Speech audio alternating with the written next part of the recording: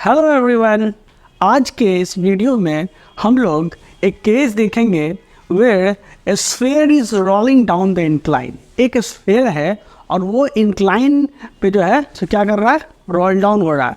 और रोलिंग से मेरे कहने का क्या मतलब है कि अगर कोई ऑब्जेक्ट रोल करता है तो उसका केस आप जानते हैं। जैसे सपोज करिए कि ये स्फीयर है, ठीक है, ये स्फीयर है और अगर ये स्फीयर इस सरफेस पे रोल करेगा, रोल मतलब कि ट्रांसलेशन और प्लस रोटेशन दोनों होगा। रोलिंग का क्या मतलब है कि ट्रांसलेशन प्लस रोटेशन दोनों होता है।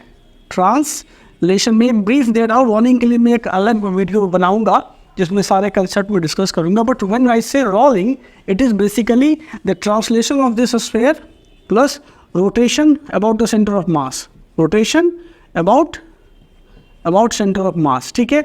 तो जो रोलिंग के लिए जो नेसेसरी कंडीशंस है आपका कि ये जो पॉइंट ऑफ कांटेक्ट होगा सरफेस के साथ, जिस सरफेस पे ये स्फीयर रोल कर रहा है, ये जो पॉइंट ऑफ कांटेक्ट होगा इसके बीच कोई रिलेटिव वेलोसिटीज़ नहीं होगी। रिलेटिव वेलोसिटी नहीं होने का मतलब है कि जैसे ही सपोज करो कि ये स्फीयर ओमेगा एंगुलर वेलोसिटी से रोटेट कर रहा है तो इसका और साथ में क्या हो रहा है कि ये जिसका जो सेंटर ऑफ मास है वो ट्रांसलेट कर रहा है वी वेलोसिटी से या वी सी एम वेलोसिटी से ट्रांसलेट कर रहा है, ठीक है। मतलब ये ट्रांसलेशन की जब बात करता हूँ कि इस स्फीयर का सेंटर ऑफ मास ट्रांसलेट कर रहा है, मतलब अल्टीमेटली ये जो ऑब्जेक्ट है वो ट्रांसलेट कर रहा है, ठीक है। तो ये ऑब्जेक्ट ट्रांसलेट कर रहा है centre of mass V C M की वेलोसिटी से। तो अगर ये रोटेट कर रहा है ओमेगा की वेलोसिटी से तो इस पॉइंट का जो वेलोसिटी होगा वो इस डायरेक्शन में क्या होगा, ओमेगा इंटू क्या होगा, इसका जो रेडियस है आर, ठीक है, ओमेगा इंटू आर। और चूंकि ये ट्रांसलेट कर रहा है तो वेलोसिटी ऑफ सेंटर ऑफ मास अगर वीसीएम है तो इस पूरे स्फीयर के हर पार्टिकल का वेलोसिटी वीसीएम होगा इधर की ओर, ठीक है। और मैं कह रहा हूँ कि रोलिंग के लिए जो नेसेसरी कंडीशन है कि point of contact with the surface के बीच कोई रिलेटिव मोशन नहीं होना है, मतलब ये पॉइंट अल्टीमेटली क्या होना है तो रेस्ट में होना है मोमेंटरली।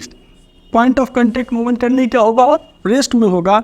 इसलिए हम लिख सकते हैं कि velocity of centre of mass is equal to omega into R, क्योंकि यहाँ सरफेस रेस्ट में है इसीलिए। तो रोलिंग के लिए ये कंडीशन है।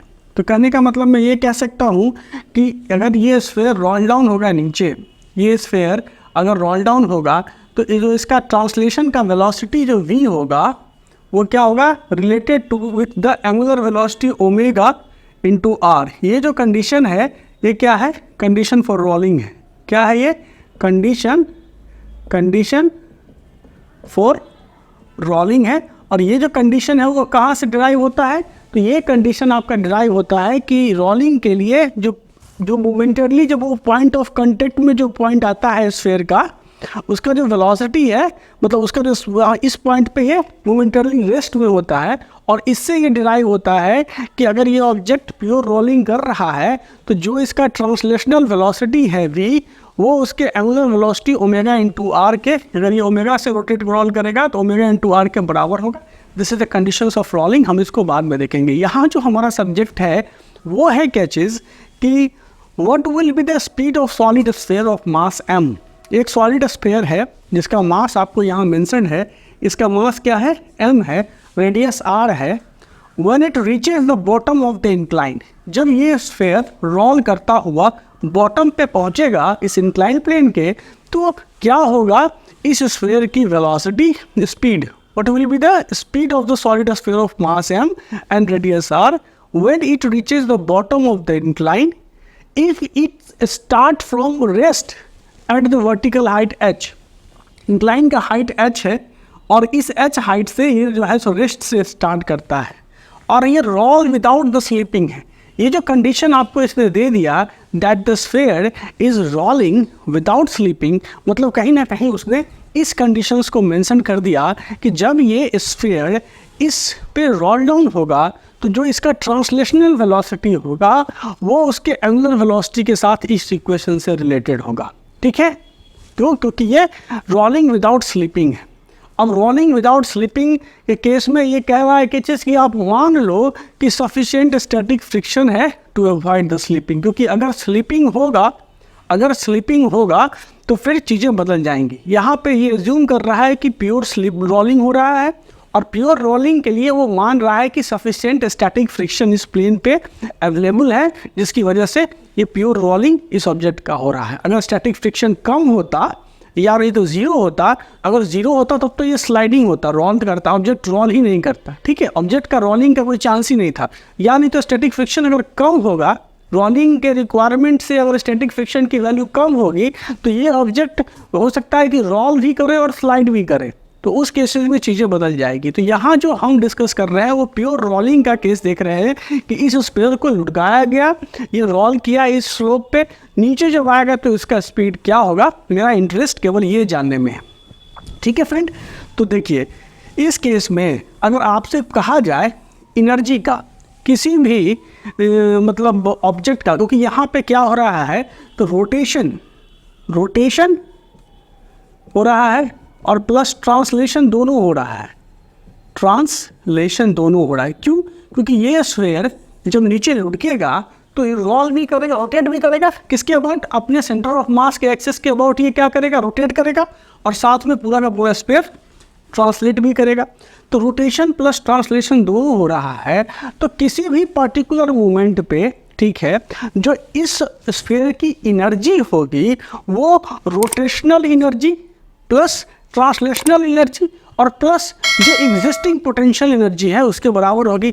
अगर मैं कहता हूँ कि किसी पर्टिकुलर टाइम इंस्टेंट पे, ठीक है, at a distance, at a vertical height Y पे, at a vertical height y above the base of inclined, above the base of inclined, ठीक है, इंक्लाइन से y हाइट above इस स्फीयर की energy क्या होगी। तो इस स्फीयर की एनर्जी क्या होगी, इसके पास y हाइट above एक पोटेंशियल एनर्जी होगा, क्योंकि मास m है तो mg इंटू वाई, ये इसकी पोटेंशियल एनर्जी होगी। इस बेस से जब ये स्फीयर y हाइट नीचे होगा, यहाँ होगा कहीं, तो इसके पास एक पोटेंशियल एनर्जी होगी जो mg(y) होगी, प्लस इसके पास एक ट्रांसलेशनल काइनेटिक एनर्जी होगी which is given by 1/2 mass of the sphere into velocity v पे स्क्वायर। साथ में इसके पास एक रोटेशनल काइनेटिक एनर्जी होगी which is given by 1/2 ICM into omega पे square.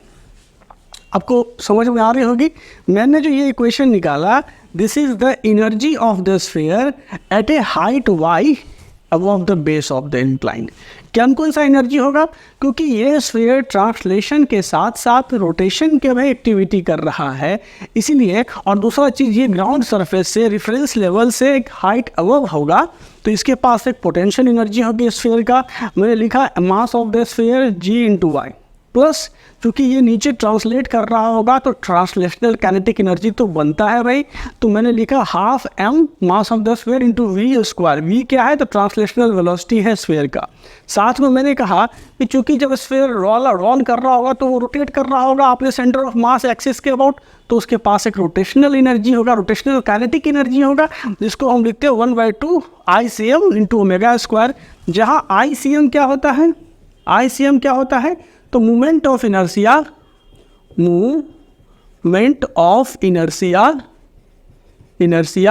Of sphere about centre of mass, about axis passing through the centre of mass, passing through centre of मास। समझ रहे हैं, ये हो गया।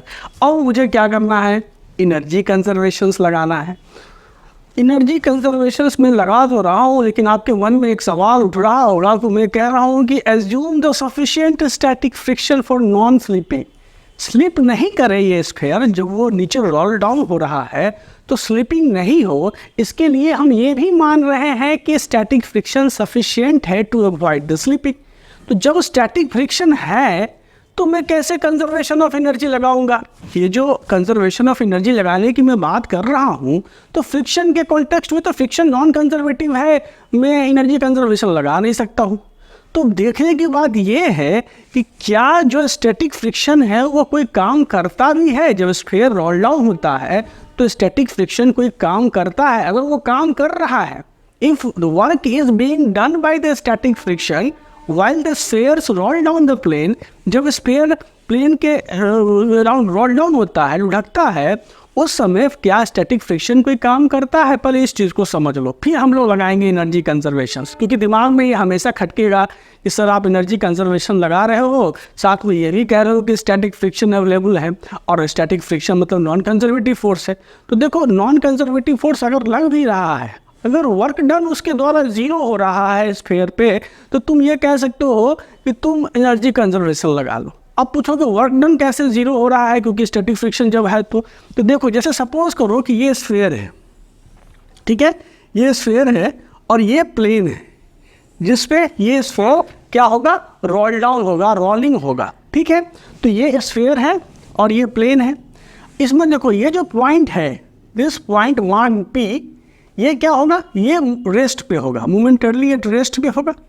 रोलिंग के लिए कंडीशन यही है कि there will be no relative motions between the point of contact. तो ये पॉइंट ऑफ कॉन्टैक्ट है, इसके बीच में कोई रिलेटिव मोशन नहीं हो रहा है, कोई पॉइंट। ये स्फीयर हम ये कह रहे हैं कि ये इधर की ओर मूव कर रहा है, टुवर्ड्स राइट मूव कर रहा है ये स्फीयर, ठीक है। ये स्फीयर क्या राइट मूव कर रहा है। कोई पॉइंट लो, एक पॉइंट मैं ले लेता हूँ, सपोज करो ये ए पॉइंट है और ये बी पॉइंट है। तो जब ये स्फीयर रोलिंग होगा तो होगा क्या चीज़, जब ये रोलिंग होगा तो इधर की ओर जब ये स्फीयर जाएगा तो क्या सिचुएशंस बनेगा उसको देखो। जब ये स्फीयर जब रोटेट करेगा ऐसे, तो ये जो पॉइंट होगा इसकी वेलोसिटी क्या होगी, वर्टिकली डाउनवर्ड होगी, और ये जो पॉइंट बी है इसकी वेलोसिटी जब होगी ये अपवर्ड होगी, ठीक है। यहाँ जो पॉइंट बी इसकी वेलोसिटी अपवर्ड होगी।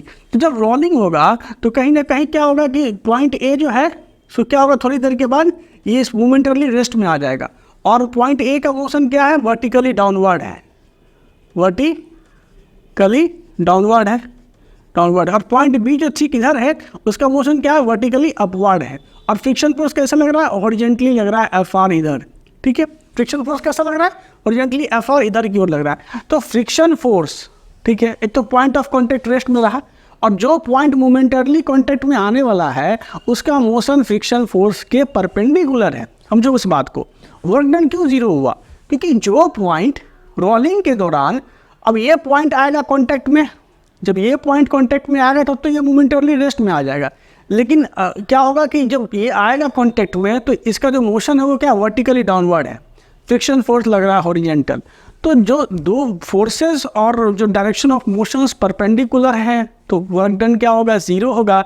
इसलिए स्टैटिक फ्रिक्शन के द्वारा किया गया काम while the object in rolling motion is zero. क्यों, क्योंकि जो पॉइंट ऑफ कॉन्टैक्ट का तो ये रेस्ट में होता है, लेकिन जो ये पॉइंट से जो आसपास के पॉइंट है जो कि पॉइंट आने वाले हैं कॉन्टैक्ट में, वो पॉइंट का डायरेक्शन ऑफ मोशन क्या होता है, परपेंडिकुलर होता है with respect to the friction. तो वर्क डन उसके द्वारा जीरो हो जाता है। इसीलिए अब आप इस बात से आश्वस्त रहें कि हम एनर्जी कंजर्वेशन जो है उसको लगा सकते हैं।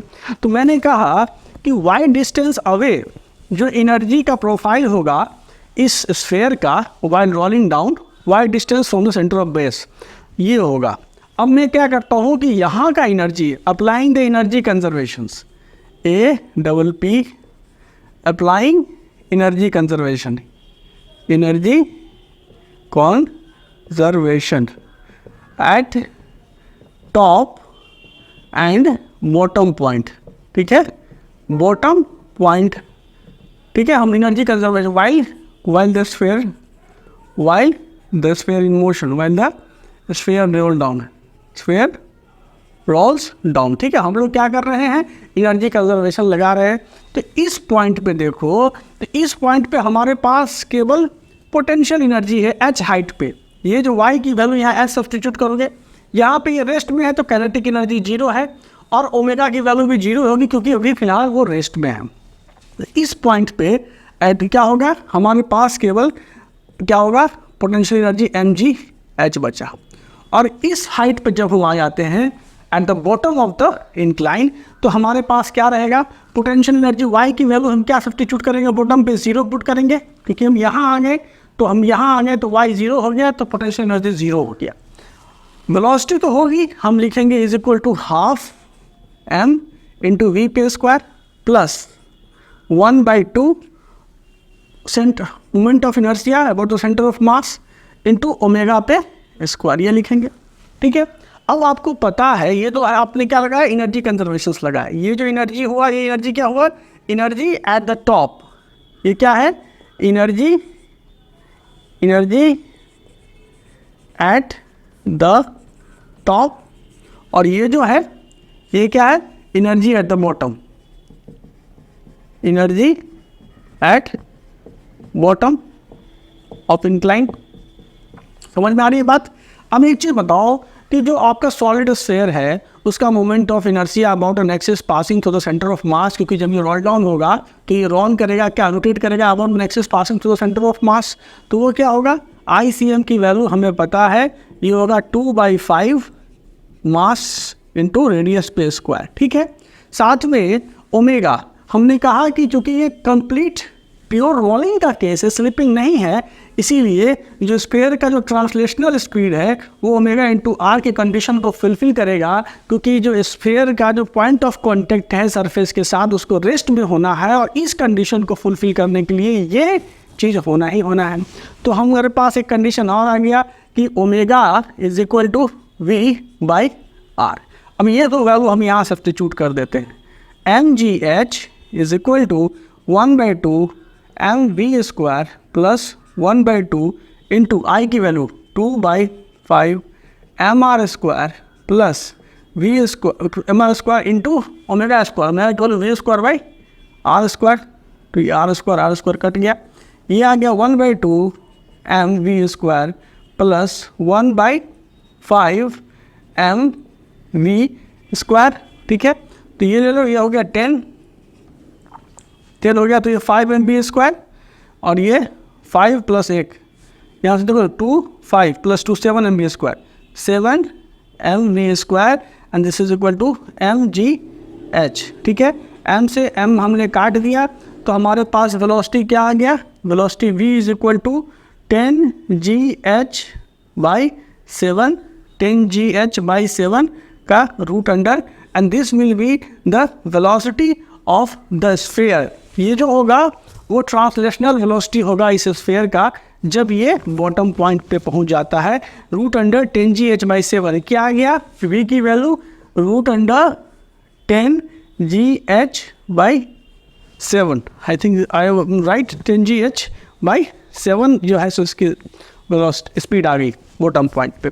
अब मैं एक सवाल आपसे पूछता हूँ कि ये स्फीयर जो रोल डाउन हुआ नीचे तो इसकी स्पीड आ गई ये, लेकिन अगर सपोज करो कि कोई आपका ब्लॉक है, ठीक है, इस पर अगर कोई ब्लॉक होता, मान लो यहाँ पे एक ब्लॉक है और ये ब्लॉक प्रॉपरली ग्रीस्ड होता, क्योंकि हम बोल रहे हैं स्टैटिक फ्रिक्शन है, मैं इसको ग्रीस कर देता हूँ, इसको फ्रिक्शनल लेस होता।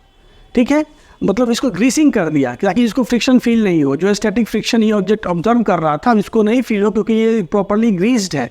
ग्रीस्ड मतलब कि लुब्रिकेंट लगा हुआ है, तो उसको स्टैटिक फ्रिक्शन नहीं लगेगा। तो अगर ये जो ब्लॉक है ये बिना रोटेट करता हुआ सिर्फ स्लाइड करता हुआ नीचे पहुँचता, तो यहाँ बॉटम ऑफ इंक्लाइन पे इसकी वेलोसिटी क्या होती, फिर एनर्जी कंजर्वेशन लगाते, क्या लगाते, इसका जो इनिशियल एनर्जी क्या है, एम कैपिटल, इसको मान लो एम ही मास का है, capital M G into height H, ये हो जाता फाइनली। यहाँ पे इसके पास काइनेटिक एनर्जी 0 है क्योंकि इनिशियली वो रेस्ट में है, तो मैं केवल पोटेंशियल एनर्जी लिख रहा हूँ इस ब्लॉक का, and this is equal to, जब ये ब्लॉक यहाँ आएगा तो इसके पास जो पोटेंशियल एनर्जी होगा वो 0 होगा, केवल काइनेटिक एनर्जी होगा, तो ये हो जाएगा half of M into v²।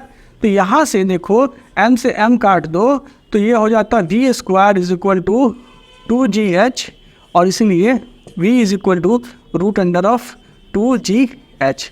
तो बताओ एक चीज़, एक स्फीयर इस इंक्लाइन प्लेन पर रोल डाउन हुआ और एक आपका ब्लॉक जो कि प्रॉपरली ग्रीस्ड था ताकि उसको फ्रिक्शन महसूस नहीं हो, वो भी स्लाइड किया। This is sliding. ये क्या कर रहा है कि स्लाइडिंग कर रहा है, स्लाइडिंग कर, नो रोटेशन, कोई रोटेशन नहीं है। तो इसका जो वेलोसिटी है बॉटम पॉइंट पे वो रूट अंडर 2gh है, और ये रोल डाउन करता हुआ गिरा तो रूट अंडर 10gh/7। कौन सा वेलोसिटी ज़्यादा हुआ, इसका जो वेलोसिटी है वो ज़्यादा है। ब्लॉक का जो इंक्लाइन प्लेन के यहाँ पे बॉटम पॉइंट पे इसकी वेलोसिटी ज़्यादा हुई जब ब्लॉक स्लाइडिंग डाउन हो रहा था, तो इसकी वेलोसिटी कम है। क्या रीज़न है इसके पीछे, व्हाट इज़ द रीज़न? कोई बोलेगा कि फ्रिक्शन फोर्स था सर, स्टैटिक फ्रिक्शन फोर्स लग रहा था जिसकी वजह से ये रोल कर रहा था, इसकी वजह से जो है इसकी स्पीड घट गई। लेकिन ऐसी बात नहीं है। देखो हुआ क्या कि जब ये ऑब्जेक्ट रोल डाउन हुआ तो इसके पास जो पोटेंशियल एनर्जी थी वो दो पार्ट में बट गई। एक चली गई इसके रोटेशनल में खपत हो गई, इसका एक हिस्सा इसके रोटेशनल एनर्जी में खपत हो गया और एक हिस्सा इसके ट्रांसलेशनल एनर्जी में खपत हो गया। मतलब जब ये ऑब्जेक्ट जो रोल डाउन होता हुआ नीचे आया तो इसके पास दो एनर्जी था, एक ट्रांसलेशनल वेलोसिटी था जो तुमने निकाला, साथ में एक रोटेशनल एनर्जी भी था, रोटेट कर रहा होगा। तो कहीं ना कहीं एनर्जी जो है रोलिंग के दौरान इसकी बट गई। इसी और ये जब नीचे आया तो इसका जितना पोटेंशियल एनर्जी था सारा इसके काइनेटिक एनर्जी में कन्वर्ट होकर के नीचे मिल गया, इसलिए इसकी velocity bottom of the incline पे ज़्यादा पाई गई। तो ये नहीं कहना चाहिए कि फ्रिक्शन की वजह से ऐसा हुआ, ये ऐसा इसलिए होता है क्योंकि रोलिंग के केस में जो टोटल एनर्जी है ऑब्जेक्ट का वो डिवाइड हो जाती है रोलिंग एंड ट्रांसलेशन में, ठीक है। लेकिन जब कोई ऑब्जेक्ट स्लाइड डाउन हो रहा है तो उस केस में तो एनर्जी केवल स्लाइडिंग क्या हो रहा है, पोटेंशियल एनर्जी कन्वर्ट हो रही है सीधे kinetic energy of this object में, इसलिए इसका जो ट्रांसलेशनल वेलोसिटी है at the bottom of incline ज़्यादा होगा। आई होप कि ये पूरा डिस्कशन आपको कहीं ना कहीं यूजफुल लगा होगा, और अगर आपको ये वीडियो पसंद आता है तो please don't forget to subscribe the channel, hit the bell icon and hit the like button. Thank you very much friend.